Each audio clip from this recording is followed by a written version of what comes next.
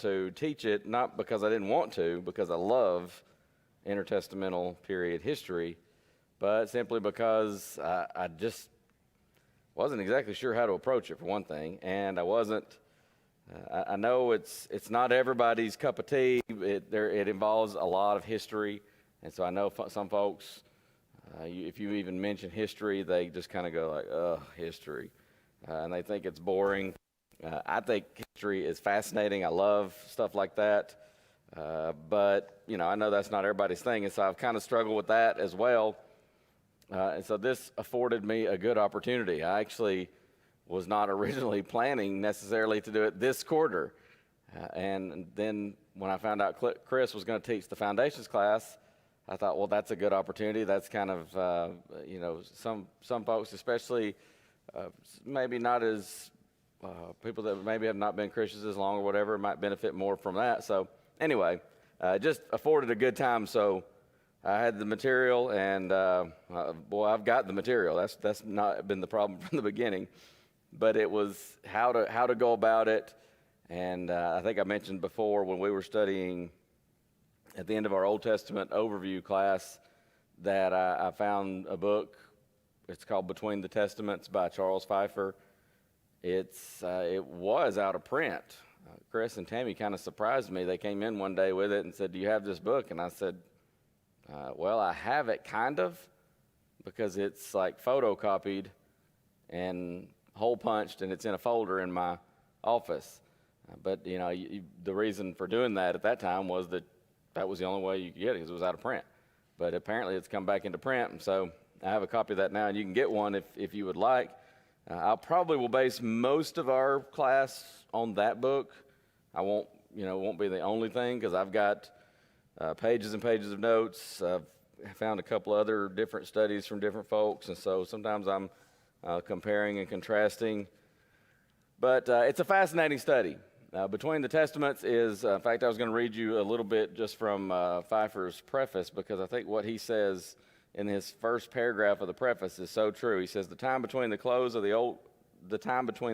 Old Testament history and the beginning of the New Testament period has often been called the 400 silent years.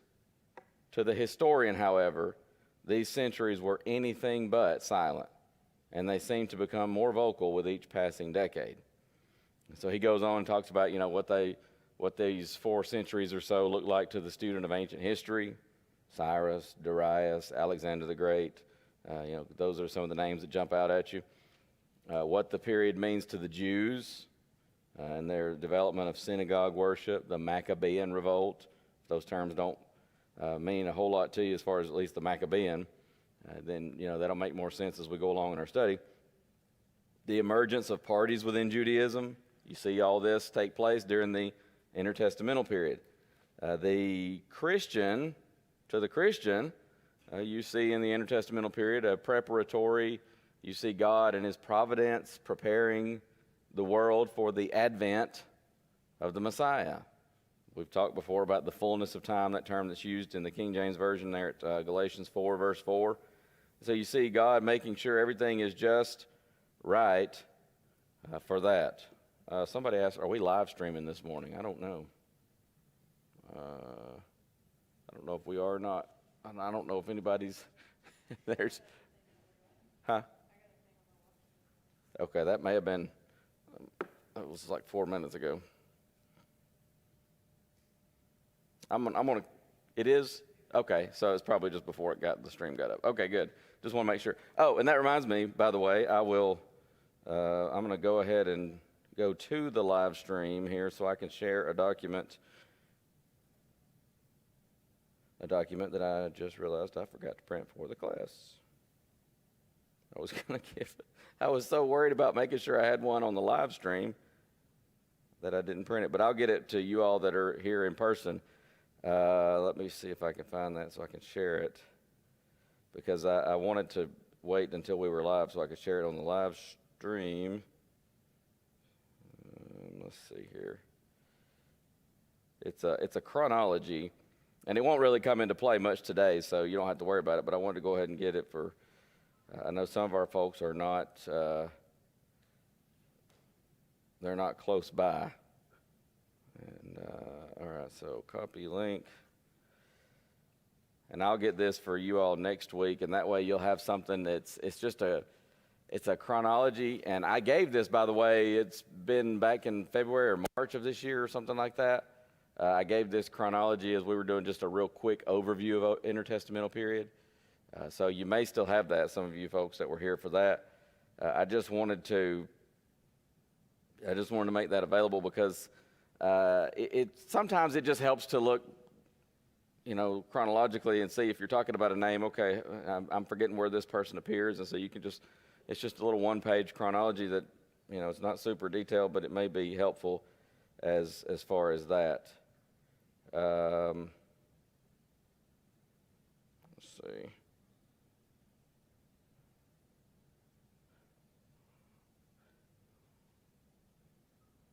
And I may need to move up to the pulpit. I just realized looking at the live stream that the camera is up there. It's focused on up there, as opposed to right here. Intertestamental period. Let me get this shared.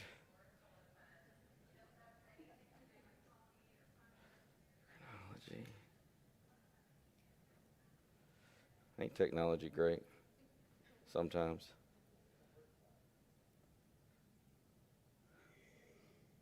It's a love-hate relationship we have with it, isn't it?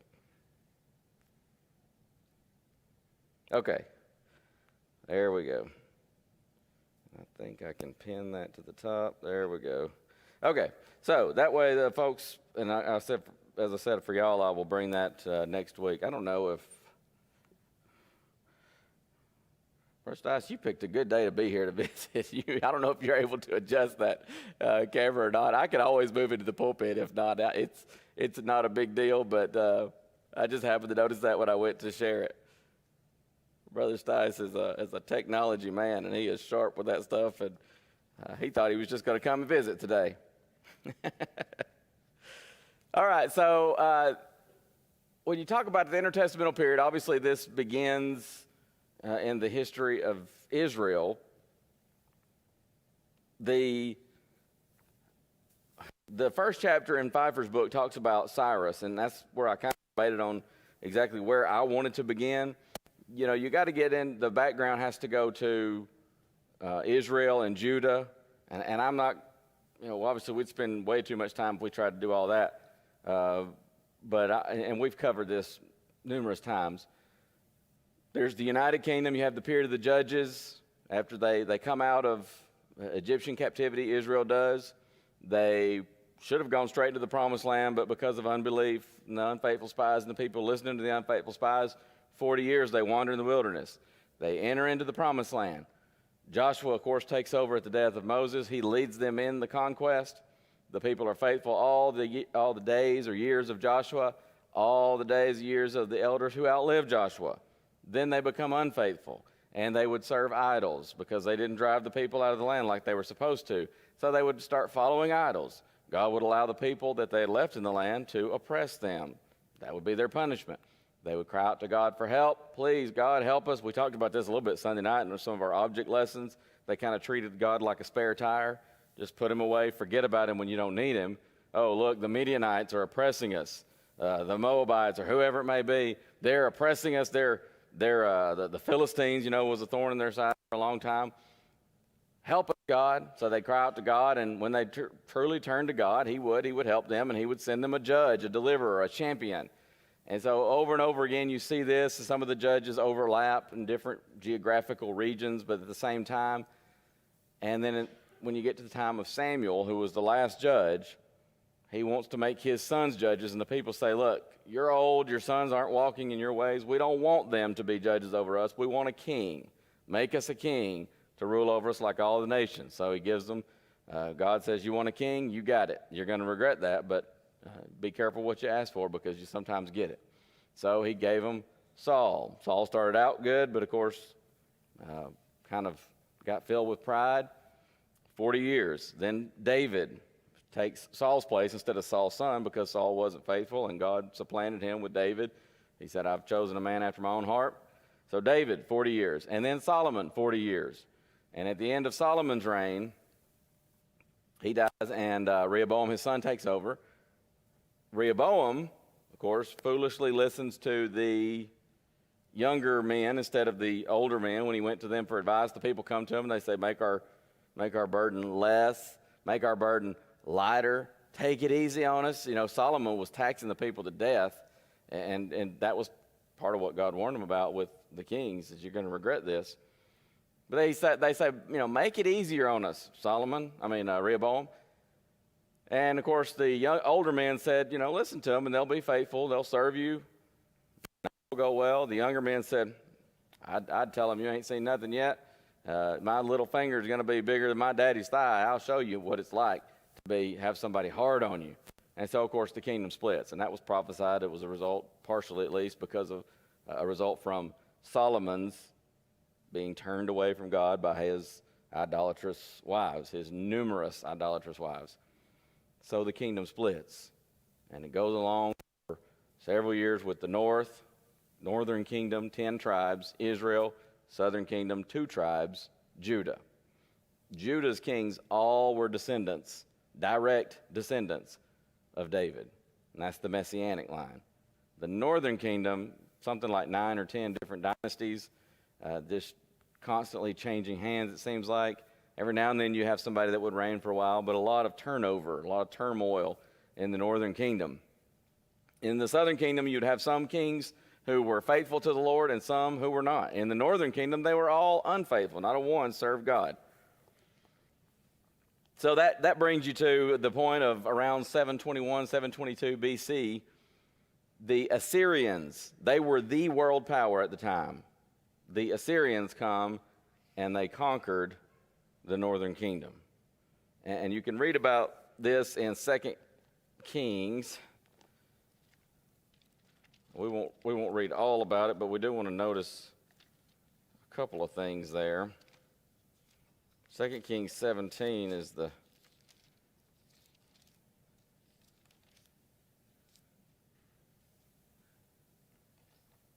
where I want to go.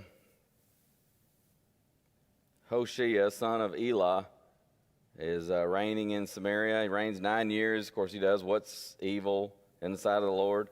Against him, verse 3 says, 2 Kings 17, Shalmaneser, king of Israel, came up. Hoshea became his servant and gave him presents. He found a conspiracy in him, and he had sent messengers to the king of Egypt. He wanted help from Egypt. There was some competition here. Assyria was the world power, but Egypt was no joke. They weren't really they weren't really able to withstand the full power of Assyria, but they were still powerful. And so he thinks, well, I'll just send over here to So, king of Egypt, and ask for help from him. So the king of Assyria takes Hoshea, the king of the northern kingdom of Israel, and shut him up, bound him in prison. Then he goes through all the land, went up to Samaria, besieged it 3 years. And it was in the 9th year of Hoshea, the king of Assyria, took Samaria, that's the capital, of course, of the north, and carried Israel away to Assyria, placed them in Hala and in Habor by the city of Gozan, and in the cities of the, what's that word there? The Medes. This is the first time you'll read about the Medes in Scripture, if I'm not mistaken. This is the first time. Mentions there that they had sinned against the Lord their God, verse 7, and walked in the statutes of the heathen, verse 8. They did secretly those things that were not right against the Lord their God, built high places in all their cities, from the tower of the watchman to the fenced city, verse 9. It goes on and talks about they set up images, groves, in every high hill, under every green tree. This is talked about a lot in the book of Hosea. Hosea really gets on them for their idolatry. They burned incense to other gods. They served idols. But you get down to, if I can get it, 24, verse 24. At the end of 23, so was Israel carried away out of their own land to Assyria unto this day. Now, they would often leave the poorest of the people in the land, but anybody with any kind of clout or standing, they're taken out of the land. This was just common practice in those days. So the king of Assyria brought men from Babylon and from Cutha, from Ava, from Hamath, from Sepharvaim, placed them in the cities of Samaria instead of the children of Israel. And they possessed Samaria and dwelt in the cities thereof. Now, we know these people as the Samaritans. They're not really the Samaritans immediately, but what will happen is they settle there and they kind of adopt a very corrupted version of Judaism. And the reason for that is, by the way, and some of this comes into play with the intertestamental period, they had this idea that if you're in a land or a region, there is a god of that region. And so there's the god of Babylon, there's the god of Assyria, there's the god of Israel. And over again, you see throughout the Old Testament, God is saying through his prophets and through his priests, telling his people, but telling other people as well, there is no other God. There is no God of Babylon, Assyria, Media, Israel, or whatever. There is the God of heaven. And you need to serve him and follow him and respect him and fear him. But so often they wouldn't listen. And so here are these people that are placed in Samaria by the king of Assyria. And so they kind of go, okay, well, I mean, here we are. We're in Israel, so yeah, Jehovah. He's our God. I mean, because we live in Israel. That's the God of Israel. So, sure, we're serving him. And when you do a study of how we got the Bible, one of the texts that they find, it's pretty different, but it's called the Samaritan Pentateuch. And it's where after the Samaritan race had really developed, they settled there in Samaria, they intermarry, and this race, or I don't know if race is the right term, I guess that's basically how they viewed it. This group called the Samaritans had formed. They start to clash with the Jews, and some of the background for this is in the rebuilding of the temple, you recall? The rebuilding of the walls. Remember the Nehemiah? Some of the trouble he got from Tobiah, Sanballat. Some of those were Samaritans, some of those were just other people that were they had interests that they wanted to protect, interests that were hindered by Israelites coming back and resettling the area. But they caused a lot of trouble, and so there's this Samaritan Pentateuch, and it's basically they went through the Pentateuch, which is what's the Pentateuch? When we talk about that, we use that term.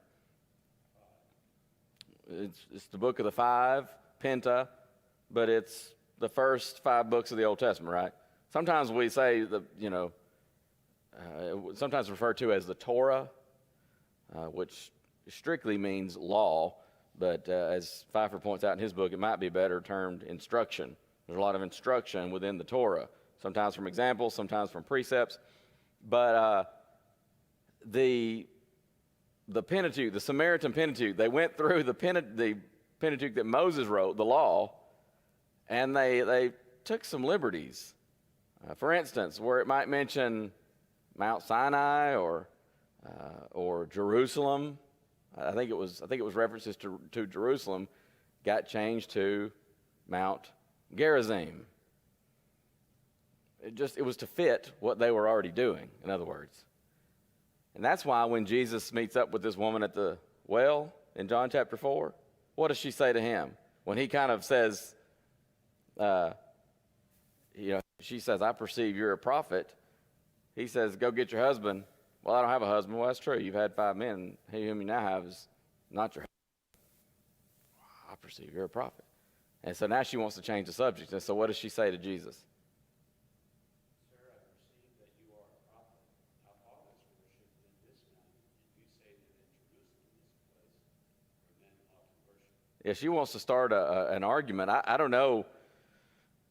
I don't know what all's going on with this lady. I know she's not coming at the normal water drawing times. Typically, the women would come and draw water in the mornings and in the evenings. She's there at midday. She doesn't want social interaction.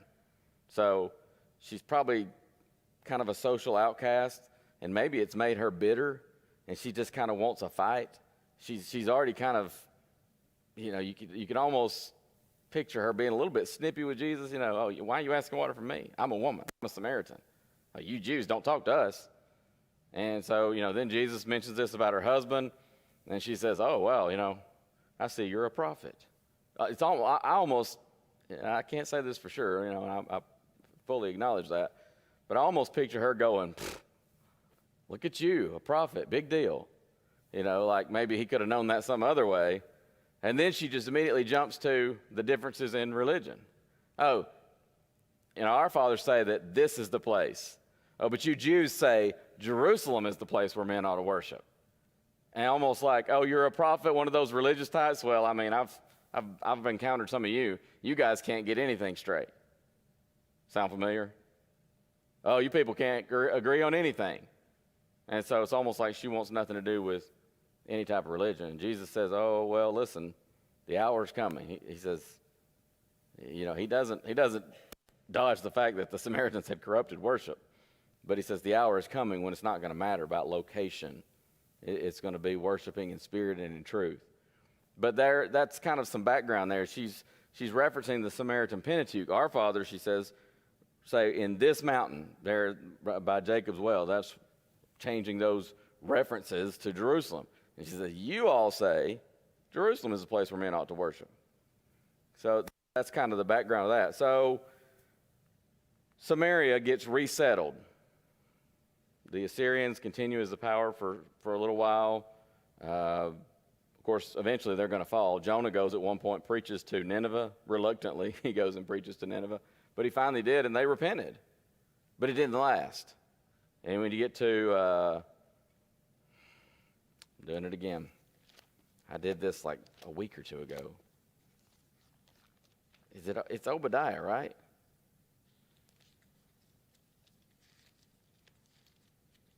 No, maybe not. No, Obadiah is Edom. It's Nahum or Nahum. I've always pronounced it Nahum, but I'm told that it's pronounced more like Nahum. And I always, for some reason, confuse that with Obadiah. But Obadiah is the burden of Edom. Nahum or Nahum comes along later on, and again, Nineveh's repentance was short-lived. And so he prophesies the downfall of Nineveh, which, of course, is the downfall of the Assyrian Empire. That brings us to kind of the beginnings of the Persian Empire. Really, you still, at the fall of Israel, the northern kingdom, you still have a southern kingdom. And the southern kingdom goes for about 100, I'd have to look at the chronology, but I think it's about 150 years longer than the northern kingdom. And in some ways, in fact, God will point out that in some ways the southern kingdom was more culpable, more guilty than the northern kingdom. Why?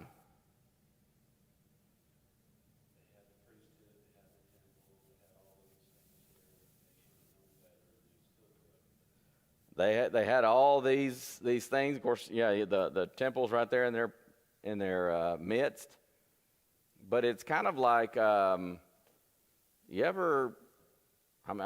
of us who had siblings, did you ever see one of your siblings get in trouble for something? They did something they knew they shouldn't do, and you're sitting there, and maybe you had to sit through the family meeting as he or she just gets lectured for, what seemed like hours on end, and you're just kind of like, ugh. And then, it's not that much longer, you do the same thing, and what does mom and dad say?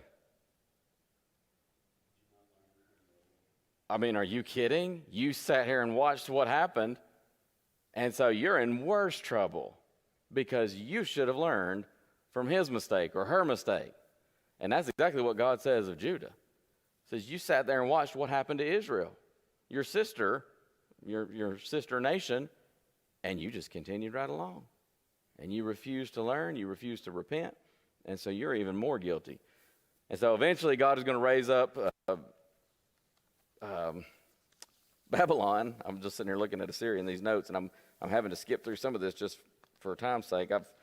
I've got some. There's this one fella that I ran across his study, and it looks like a pretty good study. It's kind of an outline for him, but it's got some details, not like a real skeletal outline. But he starts with the kingdom years, and then he goes into Assyria, and then he goes into Babylon. But Again, we've talked about those a lot, and so I want to move through those a little more quickly.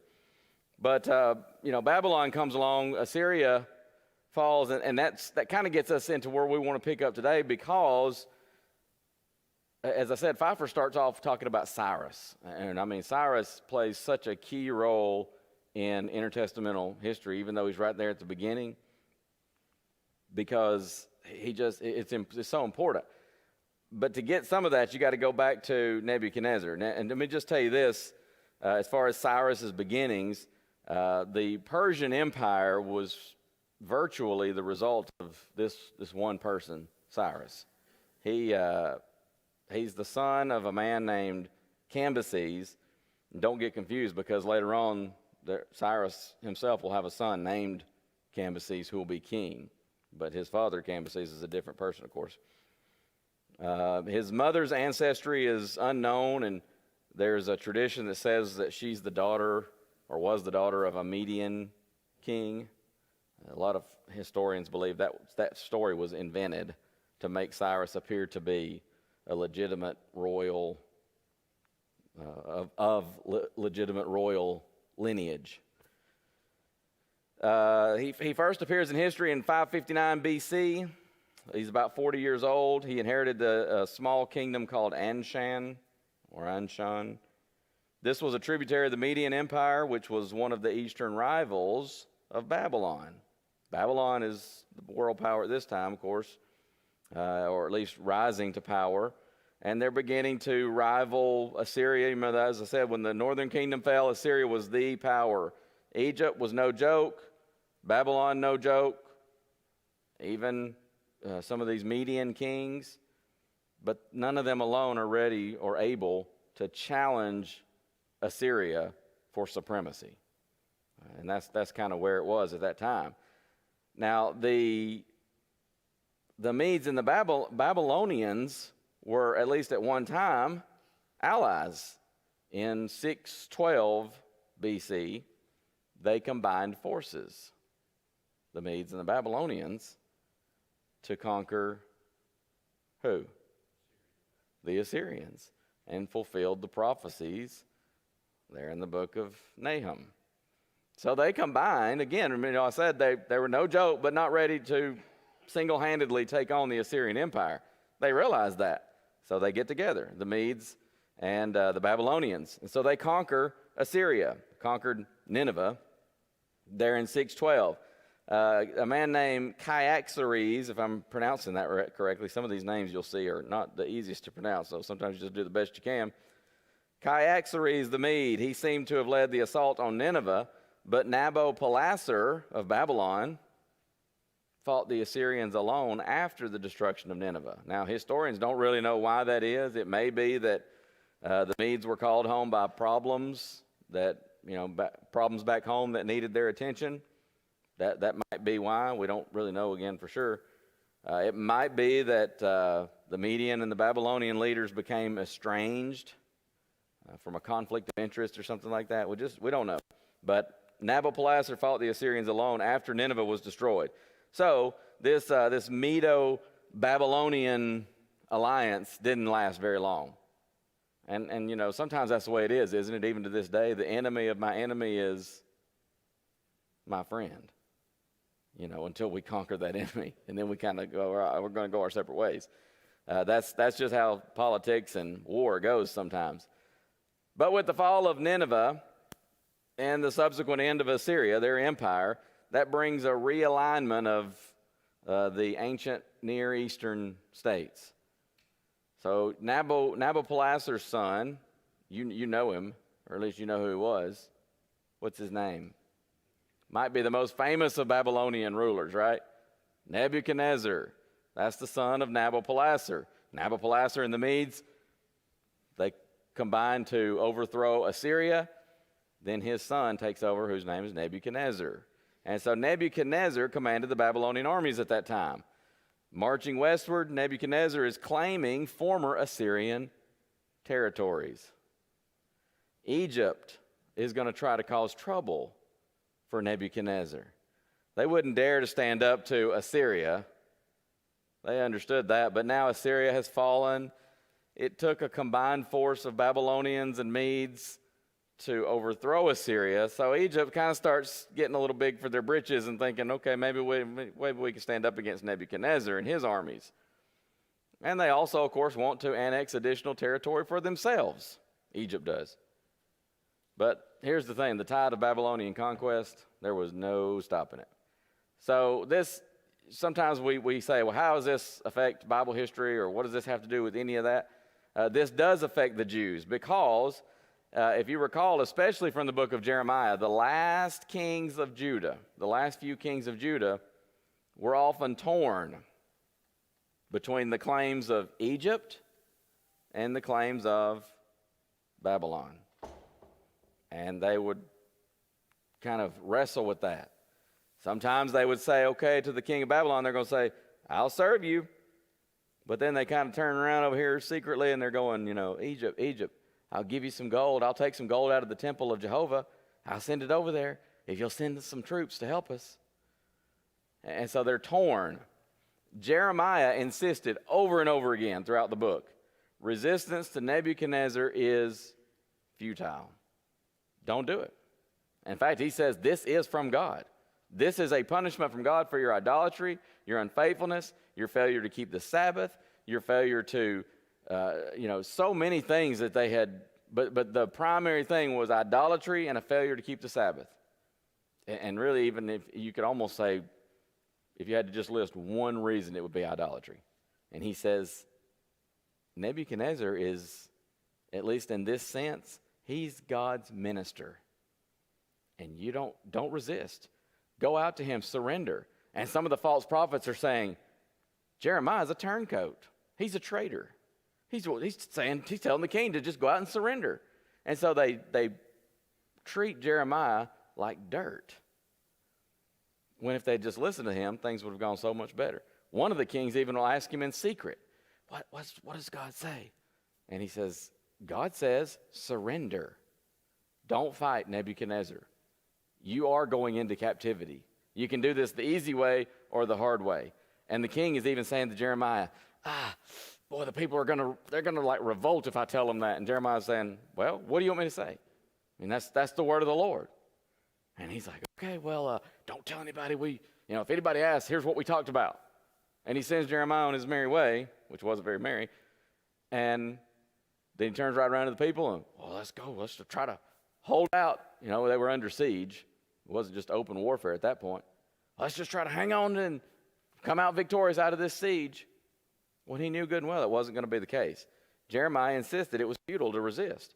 So the pro-Egyptian Jews, the ones who were saying, we're just going to keep talking to Egypt and we're going to get some help from them, they succeeded in bringing about a series of rebellions against Nebuchadnezzar. And you know what happens when you rebel against a king who is kind of a cruel tyrant and maybe perhaps even a little bit bipolar, as Nebuchadnezzar sometimes appeared to be? Eventually, he gets a bait of that, doesn't he? And I mean, who wouldn't, right? It's, we'll serve you, Nebuchadnezzar. And then over here, Egypt, come on. We're going to open the back door for you and let you in. You can come help us fight Nebuchadnezzar. Finally, he says, you know what? I'm going to stop that dog from sucking eggs. And so the results were absolutely disastrous. Finally, after this had happened, this had gone on for a while. Remember we talk about 3 carryings away of the Jews into captivity? 606, somewhere there around 606 was the first one. And then another one in 596. And then around 585, 586 BC, buddy, Nebuchadnezzar says, no mas. I'm done with your rebellions. I'm done with you dealing with Egypt behind my back. And he comes in and he destroyed Jerusalem. I mean, leveled it. The walls are completely torn down, and that's why Nehemiah, way later, is going to come to rebuild the walls because Nebuchadnezzar tore them all down. He leveled the walls. He burned the temple, tore it down. They're going to need to rebuild it later on as well. And it was just a complete destruction of the city. And, of course, he took captives away into Babylon. The exiles were brought to a new realization, the Jewish exiles, they were brought to a new realization of the true nature of Jehovah. He is not a God. He is the God. And to this day, you can't find an intact idol in the Palestinian area. I mean, they're just impossible to find. The Biblical History Center in LaGrange that I've talked a lot about, more biblical era artifacts on permanent loan from Israel than any other place in the country. There are over 250 of them. And they have some tiny pieces of broken idols, but you can't find an intact one. There are some intact ones there, but they're replicas to kind of show you what it might have looked like, because you can't find an intact idol. The captivity broke them from their idolatry. Now, they had other problems coming out of the captivity, but buddy, idolatry was not one of them. And so it brought them to this renewed realization. When the temple was destroyed, guess what happens to animal sacrifices? Where did the animal sacrifices take place? At the temple. So now you're in Babylon. Guess what?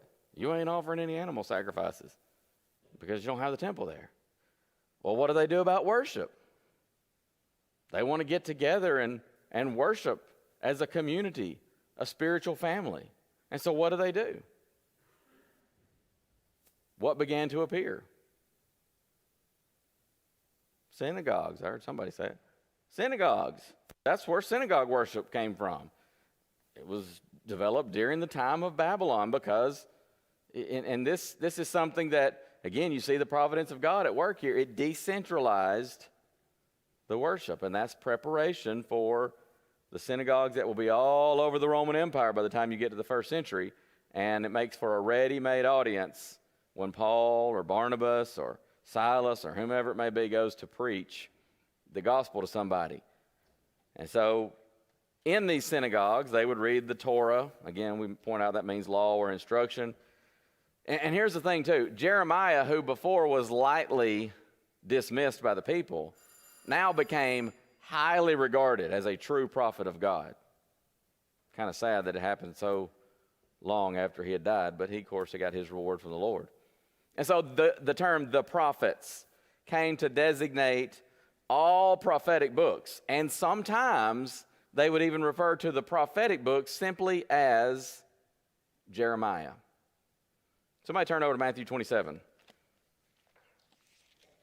And I'll tell you why you're turning there. There was a third section of Scripture. So in the synagogues, they would read from the law, the Torah. They would read from the prophets. And they would also read from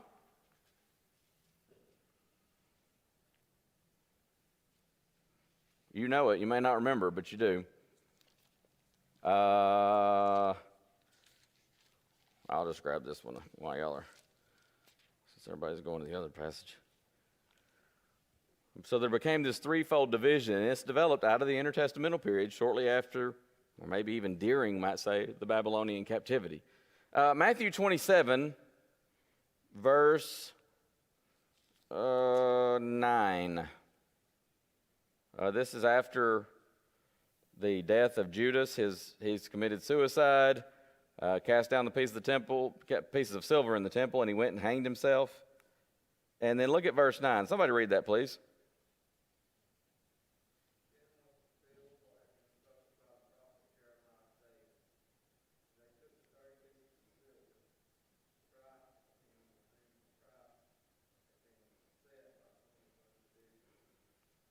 Do you have a cross reference there?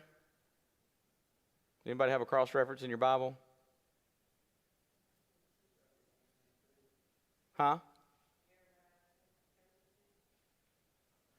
Jeremiah 32. That's a new one to me. Hang on. What's the verse?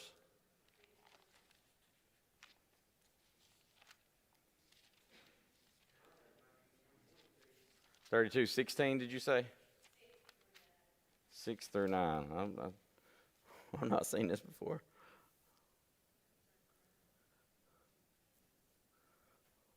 Yeah, somebody's trying a little too hard with that one.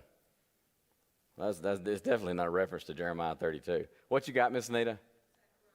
That's what I got. Zechariah 11, verse 12. Now, let me read you Zechariah 11, verse 12. That reference in Jeremiah 32 is, like I said, somebody's trying too hard there.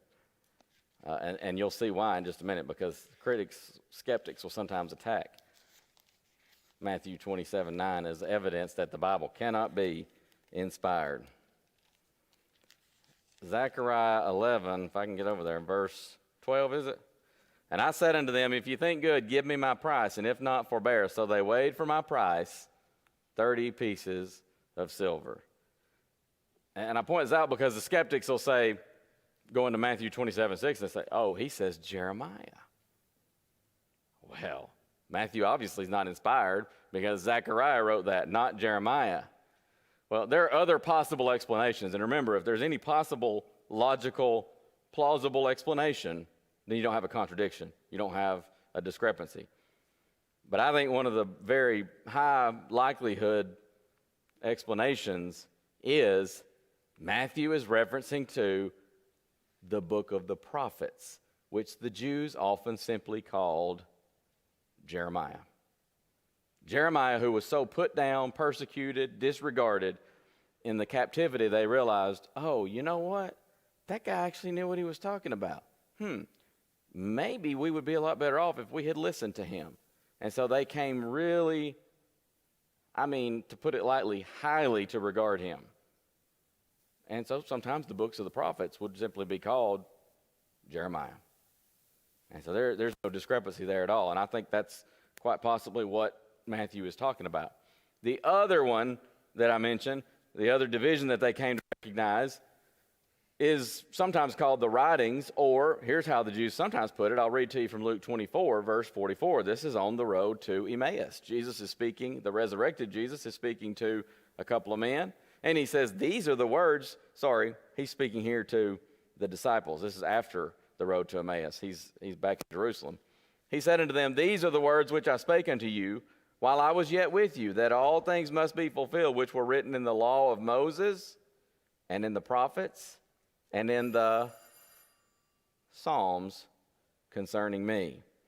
And so right here within just the Babylonian captivity, part of this intertestamental period, we're not really got quite fully what we would call the intertestamental period proper, but this threefold division popped up, and it's still used in printed Hebrew editions of Old Testament Scripture. The law, the prophets, and the Psalms. Or sometimes it's called the law, the prophets, the writings, and different divisions there. But that's how they divided the Scriptures. And so what Jesus says is the whole Old Testament was written about him. He says it was written about me.